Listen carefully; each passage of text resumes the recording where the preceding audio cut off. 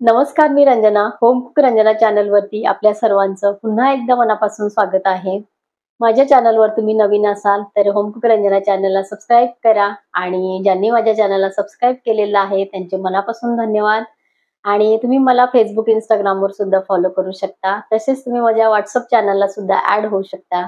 त्याची लिंक मी खाली डिस्क्रिप्शन बॉक्समध्ये दिलेली आहे. माझ्या चॅनलवरती बऱ्याच रेसिपीज आहेत, व्हेज, नॉन व्हेज आणि बरेच प्रकार आहेत. घावणांचे, त्याच्यानंतर भाकरींचे, असे अनेक प्रकारचे रेसिपीज आहेत. त्याची पण प्लेलिस्ट माझ्या चॅनलला आहे. त्याची पण लिंक मी खाली डिस्क्रिप्शन बॉक्समध्ये दिलेली आहे. त्यातली एखादी रेसिपी तुम्हाला आवडली तर नक्की करून बघा आणि रेसिपी कशी झाली कमेंट करायला विसरू नका. आज आपण एकही थेंब तेलाचा वापर न करता इथे जेवण बनवणार आहोत. भाजी बनवणार आहे. तर एकही तेल थेंब न घालता म्हणजे 0 ऑइल मध्ये आपण इथे भाजी बनवणार आहे. भाजीची चव आपली एक नंबर असणार आहे. तर इथे फक्त आपलं आहे काळजी घ्यायची ती मसाल्यांची. तर तेच मी इथे दाखवणार आहे की आपल्याला इथे मसालाही बनवायचा आहे आणि आपण इथे त्या बनवलेल्या मसाल्यापासून काय काय पदार्थ बनवू शकतो ते मी इथे दाखवणार आहे. तर आज मसाला आपण इथे तयार करणार आहे 0 ऑइल भाजीचा आणि भाजी बनवणार आहे. आणि त्याचबरोबर अजून त्या मसाल्याचा अजून आपण काय करू शकतो जे आपल्याकडे अवेलेबल आहे किचन मध्ये, तर तो मसाला टाकून आपण काय करू शकतो हे इथे बघणार आहे.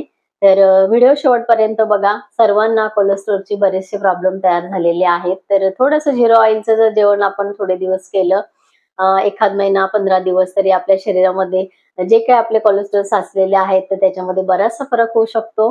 तर तुपाचा इथे वापर आपल्याला करायचा नाहीये. व्हिडिओ शेवटपर्यंत बघा. चला तर मग रेसिपीला आपण सुरुवात करूया. आपल्याला आज इथे एकही थेंब तेल न टाकता जी भाजी बनवायची आहे ती पातोड्याची भाजी बनवायची आहे. त्याला काही ठिकाणी पातोड्या म्हणतात, काही ठिकाणी पाट वड्या असं म्हणलं जातं. तर बऱ्याच ठिकाणी वेगवेगळ्या नाव त्याला आहे. तर ते पाटोड्या आपण आज बनवतोय. तर त्या रस्स्याच्याही बनवल्या जातात आणि सुक्या खायच्या असल्या तर त्या कशा प्रकारे आपण खाऊ शकतो हेही मी इथे दाखवणार आहे. तर त्या पाटोड्या बनवण्यासाठी इथे एक वाटी, एक बाउल आहे, मोठा बाउल भरून मी इथे चण्याचं पीठ घेतलेलं आहे. तर हे एका भांड्यामध्ये मी काढून घेते. आधी आपण आता पाटोड्यांचं घोटून घेऊया. त्यानंतर आपल्याला मसाले बघायचे आहेत. एकही थेंब न टाकता आपण ही भाजी बनवणार आहोत. जेवढं आपण पीठ घेतलेलं होतं तेवढंच आपण इथे पाणी घेतलेलं आहे. इथे आपल्याला एका पसरट भांड्यामध्ये पाणी टाकून घ्यायचं. आपण इथे पाणी टाकून घेतलेलं आहे कढईमध्ये. इथे काय काय घालायचं आहे बघा. 1 टीस्पून मी इथे घातलेला आहे गरम मसाला, अर्धा टीस्पून पेक्षा कमी इथे हळद आहे, 2 चिमटी इथे हिंग घेतलेला आहे आणि चवीपुरतं आपल्याला मीठ घालायचं आहे. जेवढं आपण प्रमाणामध्ये बेसन पीठ घेतलेले त्याच्या चवीप्रमाणे आपल्याला इथे मीठ घालायचं आहे. ह्याला आपल्याला छान एक उकळी काढायची आहे पाण्याला. हे आपल्याला खळखळून उकळी काढायची आहे. इथे पाण्याला आपल्या खळखळून उकळी आलेली आहे. इथे आपल्याला हे पीठ घालून आणि छान हे घोटून घ्यायचं आहे. तुम्ही हे कशानेही घोटू शकता, कालथ्याने किंवा आपलं रवी असते रवीच्या दांड्याने घोटू शकता, लाटण्याने घोटू शकता. हे पीठ फक्त आपल्याला छान घोटून घ्यायचं आहे. बरोबर आपण जेवढं पीठ घेतलं तेवढंच पाणी घेतलं तर आपलं हे पीठ खूप छान घोटलं जातं. पातळ होत नाही किंवा घट्टही होत नाही. आपल्याला जसं पाहिजे तसं हे पीठ तयार होतं. आता इथे गॅस आपण कमी करू आणि अगदी 1 मिनिटभर फक्त आपल्याला याला एक वाफ द्यायची. 1 मिनिट झालेलं आहे. गॅस आपला कमी आहे. आपली एक वाफ इथे दिलेली आहे. ह्या पाटोड्या गरमागरमच थापायला जातात असं आपण आजपर्यंत बघतच आलो की गरमागरम ताटामध्ये किंवा ताटावरती घेतात आणि थापल्या जातं. आज इथे खूप सोपी पद्धत मी सांगणार आहे. हात भाजायची गरज नाहीये आणि छान तुम्ही जशा म्हटलं तशा तुम्ही इथे पाटोड्या आपल्या थापून घेऊ शकता. तर 1 मिनिटाची वाफ झालेली आहे. गॅस मी बंद केला आणि आता ह्याच्यावरती झाकण आपल्याला ठेवायचं आहे. 1-2 मिनिटं आपण इथे झाकण ठेवलेलं आहे. 2 मिनिटांनंतर आपण झाकण उघडून आणि ह्या पिठाच्या पाटोड्या कशा करायच्या ते बघूया. पाटोड्यांचा रस्सा बनवण्यासाठी आपल्याला इथे मसाले घ्यायचे आहेत. ते मसाले कुठले आहेत ते बघूया. एक कांदा मी इथे मीडियम साईजचा कापून आणि भाजून घेतलेला आहे. कुठेही तेलाचा वापर केलेला नाही. इथे एवढं मी असे तुम्ही सुकं सुद्धा घेऊ शकता. जे तुमच्याकडे अवेलेबल असेल ते तुम्ही घ्या. पण ओल्या नारळाची ही पाटोड्याची रस्सा भाजी छान होते. इथे एवढा नारळ घेतलेला आहे. 1 टोमॅटो आहे. फक्त साधारण गरम मी फक्त तव्यावरती केलेला आहे. 7-8 इथे लसणाच्या पाकळ्या आहे, 1 इंच आलं आहे, थोडीशी इथे कोथिंबीर घेतलेली आहे.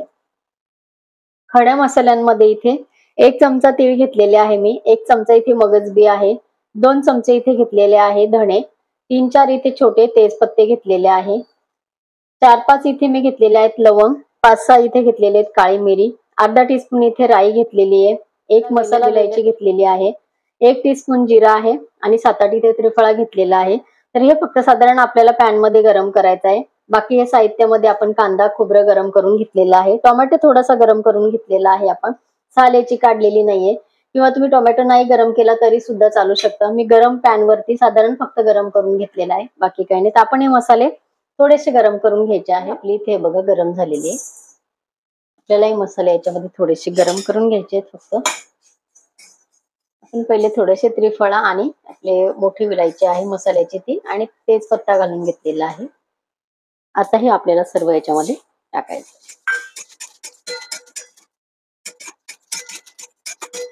गॅस इथं बंद करायचा आहे एवढ्या गरम कढईवरती आपले हे मसाले व्यवस्थित असे गरम होणार आहेत.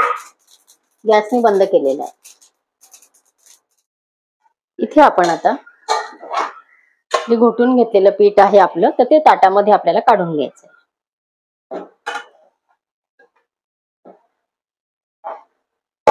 सर्व पीठ आपल्याला इथे कढईचं काढून घ्यायचंय.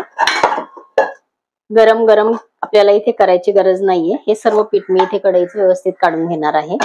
पाण्याचा हात आपल्याला घ्यायचा आहे. थंड पाणी आहे आपल्या रूम टेम्परेचरचं, आणि फक्त आपल्याला पाणी हाताला लावून आणि थोडंसं हे पीठ मळून घ्यायचं.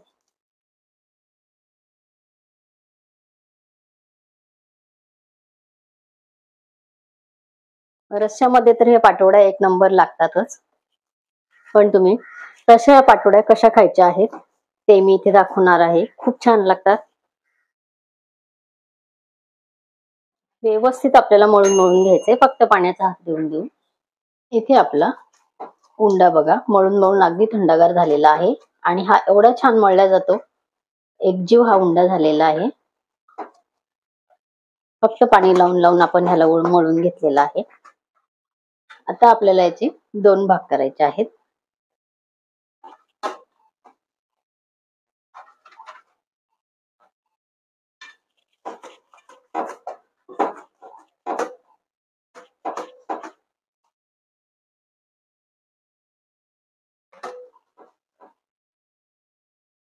दोन गोळे आपल्याला इथे तयार करून घ्यायचे.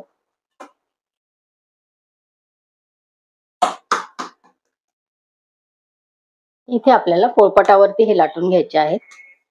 थोडंसं इथे आपण गव्हाचं किंवा तांदळाचं पिठाचा वापर करायचा आहे. माझ्याकडे हे तांदळाचं पीठ आहे. मी गव्हाचं पीठ थोडंसं घेतलं याला तरी सुद्धा चालतं. आपल्याला फक्त लाटण्यापुरतं हे करायचं आहे. ते पीठ याच्यात दिसतही नाही, कारण आपण तेलाचा कुठेच इथे वापर करत नाहीये.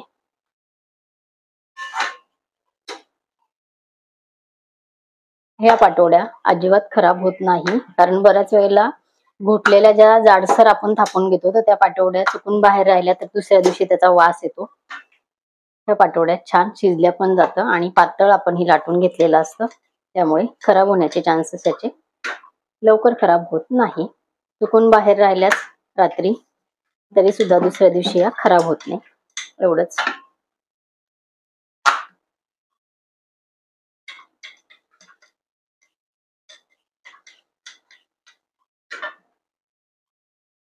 सर्व बाजूने आपल्याला ही सारखी अशी पोळी लाटून घ्यायची. इथे आपली पोळी लाटून झालेली आहे. आपल्याला आता छोट्या मोठ्या कशा पाहिजे तशा पाटोड्या आपण इथे या सुरीच्या साहाय्याने करून घ्यायच्या. हात आपल्या इथे भाजायची गरज नाहीये. घाई घाई आपल्याला पीठही मळायची गरज पडत नाही. या पद्धतीने झटपट आपल्या पातोड्या इथे तयार होतात.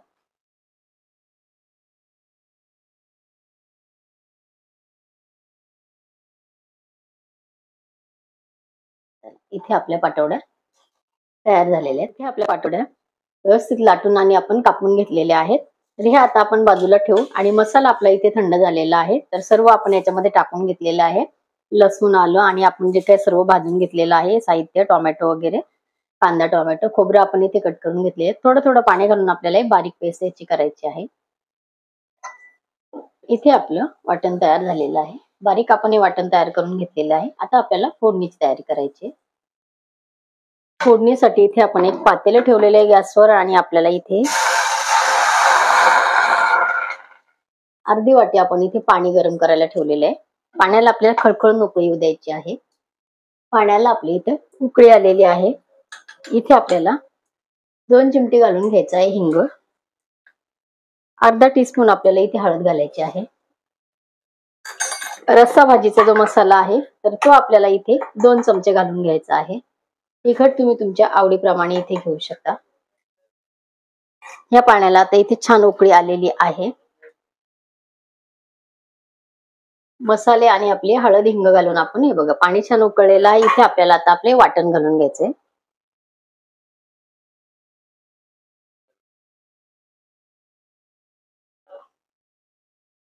इथे आपण मसाला याच्यामध्ये पाण्यामध्ये टाकून सर्व व्यवस्थित मिक्स केलेला आहे. तर इथे आपल्याला आता मसाला व्यवस्थित शिजवून घ्यायचा आहे. कमी गॅसवरती हा मसाला आपल्याला 1 मिनिटभर छान शिजवायचा आहे. मस्त आपले इथे मसाल्यांचा वास सुटलेला आहे. हे बघा व्यवस्थित आपले मसाले इथे शिजून झालेले आहे. कलर मसाल्याचा चेंज झालेला आहे. एकही थेंब आपल्याला तेल न वापरता ही चविष्ट भाजी इथे तयार करायची आहे आणि ती होते. हे बघा कच्चेपणा सर्व आपल्या मसाल्याचा इथे निघून गेलेला आहे. इथे आपल्याला आता किती आपल्याला पातळ हवे किंवा किती घट्ट आपल्याला पाहिजे पातोड्या 2 प्रकारच्या केल्या जातात. थोडीशी घट्ट सरपणी भाजी असते, रस्सा असतो किंवा थोडासा पातळ असतो. तर आपल्याला जसं आवडेल तसं आपण इथे पाणी घालून घ्यायचं आहे. इथे गरजेप्रमाणे आपण पाणी घालून घेतलेलं आहे. चवीपुरतं इथे मीठ घालायचं आहे. आपल्याला इथे भाजीला खळखळून एक उकळी घ्यायची आहे. इथे पाटवडी रश्श्याला आपल्या बघा खळखळून उकळी आलेली आहे. थोडीशी आपल्याला तिथे कोथिंबीर घ्यायची आहे आणि जेव्हा आपल्याला जेवण करायचं आहे त्यावेळेला आपल्याला पाहिजे तेवढ्या पाटवड्या आपल्या डिश मध्ये घ्यायच्या आहे आणि त्याच्यावरती आपल्याला जेवढा रस्सा हवाय हा तर तेवढा आपण त्याच्यावरती टाकून घ्यायचा आहे. तर इथे आपले पाटवडे रस्सा तयार आहे आणि पाटवड्या पण आपल्या इथे तयार झालेल्या आहे. गॅस इथे मी बंद केलेला आहे. इथे आपला पाटवड्याचा रस्सा तयार झालेला आहे. पाटवड्या पण आपण इथे तयार करून घेतलेल्या आहे आणि सुक्या आपल्याला पाटवड्या जर रस्स्याच्या व्यतिरिक्त खायच्या असल्या तर त्यासाठी इथे मी थोडंसं ओलं खोबरं किसून घेतलेलं आहे. तर एका डिश मध्ये थोडंसं आपल्याला पाटवड्या काढायच्या आहेत. त्याच्यावरती हे ओलं खोबरं आपल्याला टाकायचं आहे आणि थोडीशी आपल्याला बारीक कापलेली कोथिंबीर इथे घालायची आहे आणि थोडंसं लिंबू आणि आपण ह्या पाटवड्या ह्या प्रकारे रश्श्याशिवाय खाऊ शकतो. आजचा रस्सा तुम्हाला कसा वाटला? बिना तेलाचा आपण एकही तेलाचा थेंब न टाकला इथे आपण पाटवड्यांचा रस्सा बनवलेला आहे आणि पाटवड्यांची करण्याची पद्धत तुम्हाला कशी वाटली नक्की कमेंट करून सांगा. आजची रेसिपी आवडली असेल तर इतरांना शेअर करा, लाईक करा आणि माझ्या चॅनलला तुम्ही अजूनपर्यंत सबस्क्राईब केलं नसेल तर सबस्क्राईब करा. बाजूचं बेल आयकॉन सुद्धा प्रेस करा म्हणजे माझ्या रोजच्या येणाऱ्या नवीन रेसिपीचं नोटिफिकेशन तुम्हाला मिळेल. अशीच एक छानशी रेसिपी घेऊन आपण परत भेटणार आहोत. तोपर्यंत बाय बाय.